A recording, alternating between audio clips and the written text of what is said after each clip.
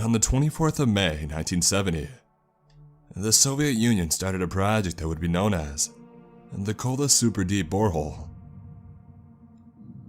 Although it had been long since abandoned, the hole still exists today and measures about 40,000 feet in depth.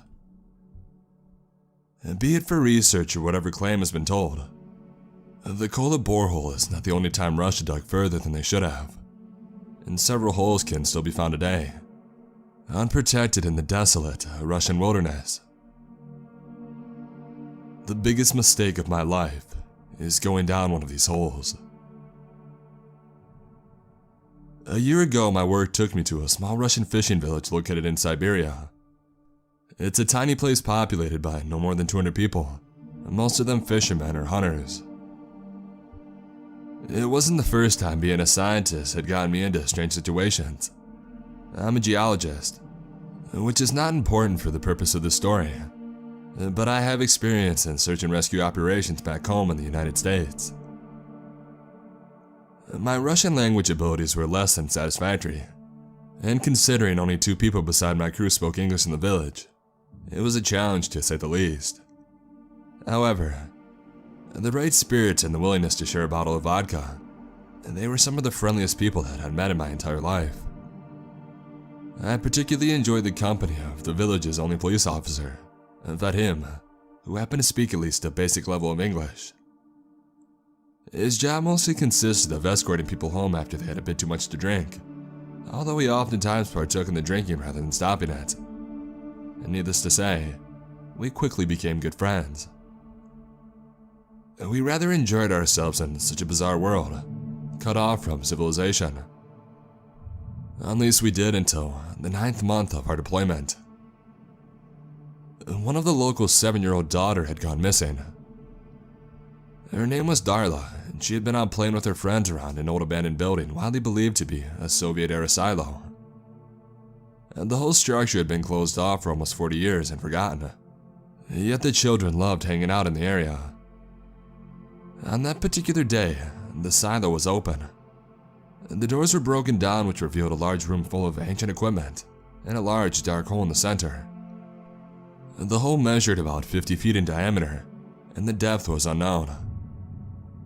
There was a basic elevated platform in the center of the hole, like something used for descending mines. All that could be seen was endless darkness reaching into the abyss, and Daria had fallen into it. I immediately knew in my heart that the fall had killed her. A fall that deep, even at the bottom was a pool of water, it would be lethal. The other children insisted that Daria had called out for help after falling into the hole, which gave out false hope to the terrified mother. It was the first time that I'd seen Vahim efficiently work to put together a rescue operation. Calling for official aid so far out was a hopeless task. Even if they sent help, they would arrive too late. Seeing as I had some experience in that field, alongside basic first aid, I volunteered as did one of my colleagues, Stanley. While the mechanics attempted to revive the old machinery, including the elevator, I attached a sinker to the line in hopes of measuring the depth. The line wasn't long enough to determine where the bottom was, even though the longest ropes combined measured almost 1,000 feet. After a couple of hours, the mechanics announced that the elevator was ready, but they had found some sort of protective suits. According to the few documents found in the facility, the atmospheric pressure was quite high and the temperature reached up to 150 Fahrenheit. I knew then that we would retrieve nothing but the body of a little girl for the family to bury. "Goatee, you ready?" Vadim asked us. The suits were poorly fitted to our slightly untrained figures and chafed in places I didn't know it was possible. We entered the lift, which was protected by a rusty metal cage full of holes. We were given only one walkie-talkie to communicate with the people on the surface, in addition to some old flashlights. "We're ready, lower us down," Stanley said. The gears running the elevator platform started to churn. A clunky sound echoed through the room down the hole. There was a small screen on the elevator with numbers signifying the depth. It was an excruciatingly slow process, no more than a foot per second. However, the change in atmosphere was imminent. We descended. 100 feet. Darkness has already enveloped us. The weak flashlights we had brought along hardly provided any comfort. "You think this is dark? Wait until you see the winter in village," Vadim said, his usual dull humor. Me and Stanley both faked a chuckle. "Would you please check if the radio works, Fahim?" I asked. "It works, no worries," he responded. 500 feet. The walkie sounded for the first time since our descent almost 10 minutes ago. The Russian was heavy and the static made it incomprehensible to a novice such as myself.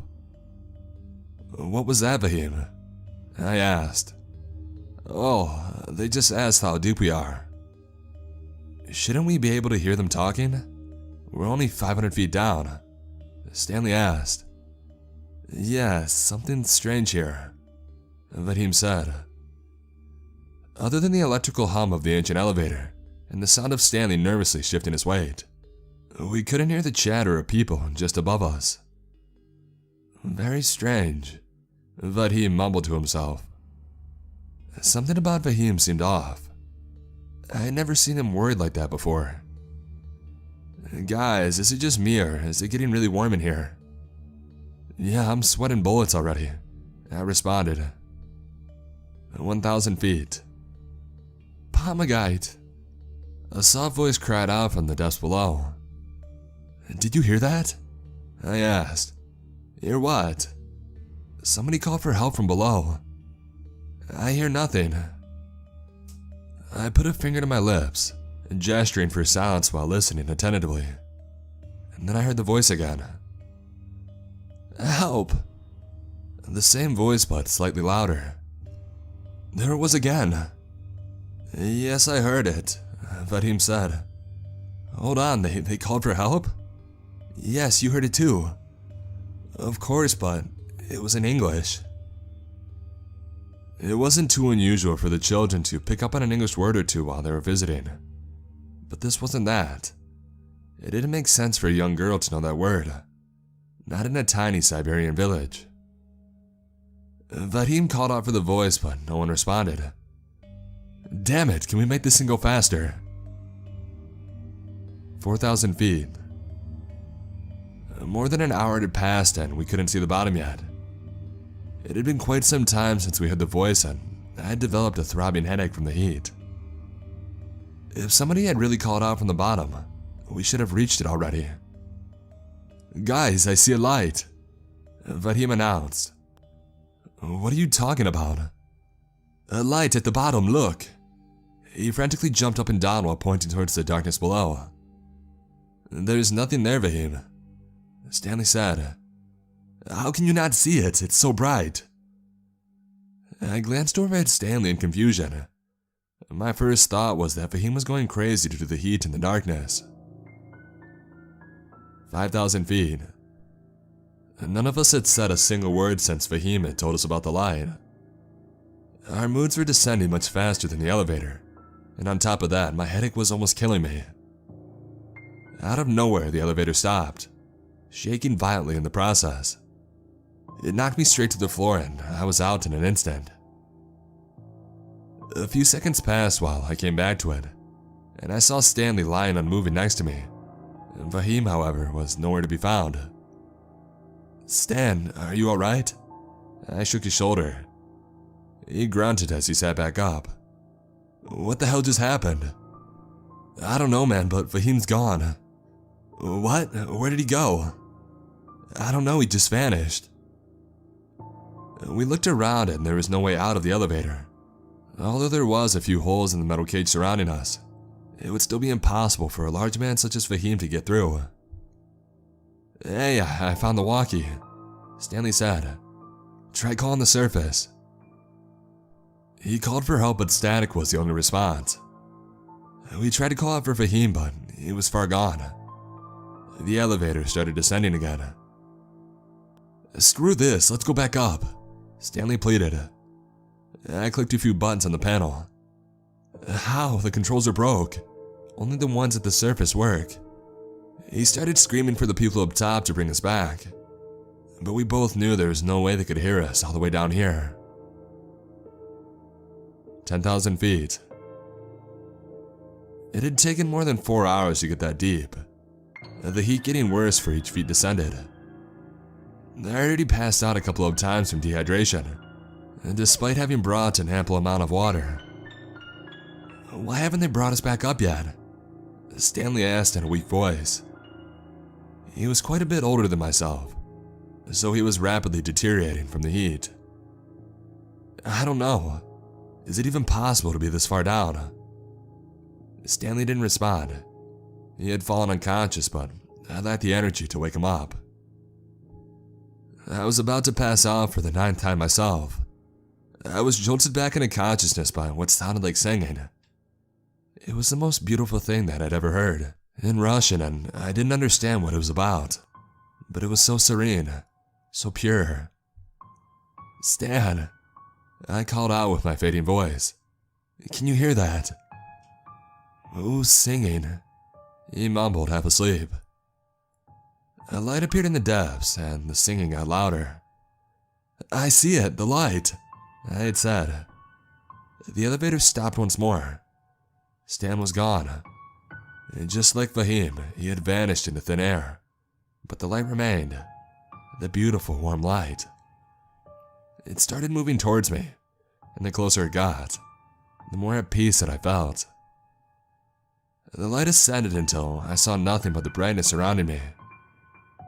And then there was nothing. I woke up in a hospital 1 week later. I had been found in the middle of the forest in eastern Russia by a pair of hunters.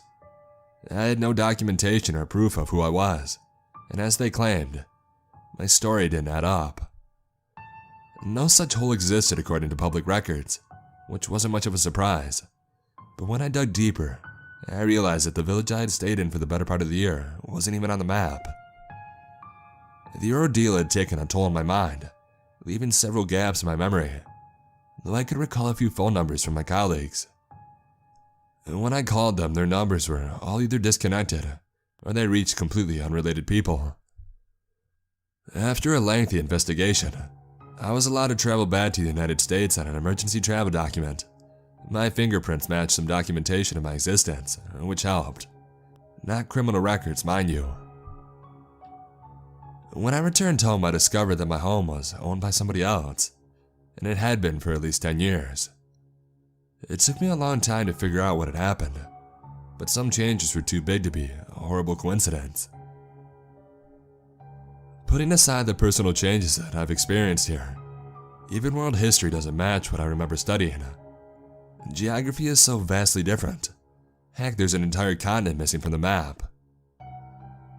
Denial is a powerful tool. It took me months to come to terms with a very simple yet complicated fact. This is not the world that I belong to.